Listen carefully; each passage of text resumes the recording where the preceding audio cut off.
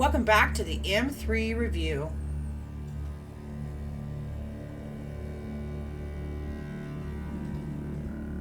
Today let's talk about one of the areas of the MDS that can be incredibly easy to overlook. But when it is overlooked, the financial impact can be significant. Listeners, we're diving into I8000 and NTA point opportunities because sometimes the clinical picture is there.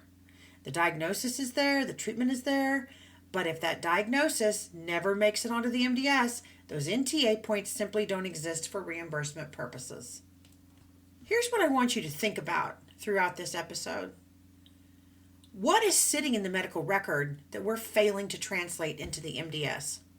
I8000 is much more than a place to list additional diagnoses, just to generate points. It's about recognizing conditions that are clinically present, meet the MDS coding requirements, and are supported in the medical record.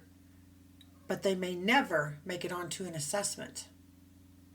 So as we work through these opportunities, I want you to look beyond the diagnosis list. Look at the medications, look at the treatments, look at the physician documentation, look at the hospital record, and then ask yourself, does the resident have a qualifying condition we simply haven't connected to I8000? Because when the diagnosis exists and qualifies but isn't coded, the NTA opportunity can disappear. Let's start with opportunity number 1. Listener, I hope you have the slides for this because they are very important because we have lots of visual lists. We're going to start with the endocrine. This is a great category to start watching closely because these diagnoses can become so familiar that we stop seeing them as reimbursement opportunities. Look at morbid obesity and a BMI of 40 or greater. Those are two separate diagnoses. They're two separate NTA points listed on your software, but you will not stack NTAs for them. You will get only 1 point, even if you have both there and both validated and supported. We need to make sure that we capture both, not assuming one takes the place of another, but you will only get 1 point. Then we have conditions like pancreatitis, cirrhosis, end-stage liver disease, and certain immunodeficiencies. We often query about liver issues and liver diseases to get those drilled down to diagnoses for the facilities. They may not be the primary reason for the skilled stay, but that doesn't mean they're irrelevant to PDPM. If the condition is active, documented, and meets the coding requirements, that additional complexity matters. And I really want to draw your attention to risk for malnutrition. This one's different because you don't need an ICD-10 code to receive that NTA point. You do need documentation that supports the resident's nutritional risk. That does need to come from a physician. The dietitian can note it, but the actual risk needs to come from the physician. Things like weight trends, poor intake, nutritional interventions, and assessments can tell a story that the resident is at risk. Hospitalization puts them at risk because of change of environment, illness, different medications, things like that. That's my opinion. So we often will query the physician when someone has been hospitalized and ask them if they believe they're at risk. I want to review an important theme throughout NTA coding. If you see multiple qualifying indicators on the record, that doesn't mean you're going to get multiple points. BMI, obesity is one of those examples. Another's diabetes. You might have diabetic wounds, diabetes mellitus, diabetic neuropathy. You're only going to get the 2 points. You won't just stack diabetes points upon diabetes points. If you guys have any questions about endocrine, metabolic, or nutritional, let us know. Let's move into cardiac and respiratory conditions. There are tons of these, and I do not list them all. None of these slides, have the entire list for that system. But several of these conditions, cardiac arrest, respiratory arrest, shock, VFib, ARDS, pulmonary edema, they may have occurred during the acute hospitalization. And remember, pulmonary edema is not a chronic restrictive lung disease, but it will get you an NTA point. By the time the resident reaches your building, they may look much more stable, and you might overlook these diagnoses. But if you can validate them and support them as active, you may use them. Don't simply carry a hospital diagnosis forward. Ask yourself if it meets the MDS active diagnosis requirements during the look-back period and whether your documentation supports coding it. And notice that the points are not all equal. Some are worth 1, some are worth 2, some are worth 3. So when you receive your hospital record, don't just look for the diagnosis that brought the resident to you. Look at the entire clinical story. You should be doing that anyway. That thought goes perfectly with my next one. We're moving into neuro and musculoskeletal. These diagnoses are sometimes hid. This is a very short slide, but it's not insignificant. Take systemic sclerosis or scleroderma. This is a complex autoimmune disease, and the diagnosis may be buried in the resident's medical history. While the current documentation is focusing on the contents of the disease, like swallowing, skin involvement, pulmonary complications, pain, mobility limitations. So when you look back into your clinical picture, you see more. There is more to the story. The same principle applies to psoriatic arthropathy. Don't stop at seeing arthritis or even psoriasis.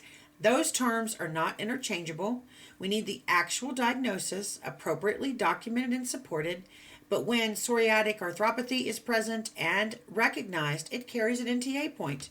And then there's narcolepsy and cataplexy. You probably aren't going to see this very often, and that's exactly why I put it on here. Rare diagnoses are easy to overlook because they're just not on your mental checklist. This is where I want you to develop a different habit when reviewing I8000. Don't look for what you expect to find. Look at what is actually there. And then you can always do your research and find out if it's something that you need to pursue and drill down. You want to present the most accurate clinical picture of the resident that's possible. Read the hospital story. Review the physician diagnosis notes. Look at the specialist documentation. Pay attention to meds that make you stop and ask, what is this med? Why are they taking it? Remember, you're just not coding something because it appeared somewhere in the history. It still has to meet all the requirements during the MDS look-back period. One overlooked point can be the point that changes the NTA case mix group, as you know. Infections and immune disorders. I'm absolutely not going to read this list to you. I want you to see it because the size of this list is the lesson. When we get into infection and immune conditions, there's a tremendous number of potential NTA opportunities, and some carry considerably more weight than others. And I want you to notice there's a big variety. You have infections, osteomyelitis, fungal conditions, autoimmune diseases, immunodeficiencies, resistant organisms, and some very specific complications. Those are diagnoses that can easily be buried in a hospital record, specialist note, culture history, or past medical history. And look at the points. Some are worth 1, 2, 3, 4. HIV is 7, but remember that one is claims-based. You can put that on your MDS in Missouri, but not all states allow that. The bigger lesson here is that when your resident has an uncomplicated infectious or immune history, slow down. Don't rely just on the face sheet. Pay particular attention to the specificity. Arthritis may not tell you what you need to know. The specific condition and sometimes the organism, location, or complication is what makes the difference. So we're not going to memorize this list. I don't know how you could. This is not an exclusive or conclusive list at all. None of these slides are.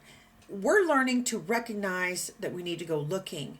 And when you see a clinically complex resident with infection or immune involvement, this is one of the places where I want your NTA radar to go up. Our next category brings together cancer, blood disorders, and some very serious skin conditions. Again, don't try to memorize the slide codes. We just want you to be able to recognize diagnoses that deserve a second look. One thing I wanted you to notice is that chronic myeloid leukemia carries 2 NTA points, while several of the blood disorders here, myelodysplasia, pancytopenia, Fanconi anemia, myelofibrosis, they carry 1. Those are diagnoses that may be sitting in hematology or oncology documentation rather than jumping out in your H&P or your admission summary, discharge summaries. Skin conditions at the bottom are less common here, but potentially very clinically significant. Severe burns, we won't see that very often, but I have seen that in long-term care. Stevens-Johnson syndrome, 10, and related conditions that represent residents with substantial clinical complexity. So when you have a resident coming to you from hematology or oncology, or they have a complicated dermatological history, don't let the primary reason for the sniff stay become tunnel vision, because these diagnoses in the background will count towards your NTA. Go back through the medical history, ask what other active conditions are contributing to the resident's care. Again, you're not trying to manufacture points. We're looking for the MDS that reflects the complexity of the resident that is already present. Let's talk about ophthalmic NTAs. Diabetic retinopathy is grouped separately than neuropathy, and there are NTA points.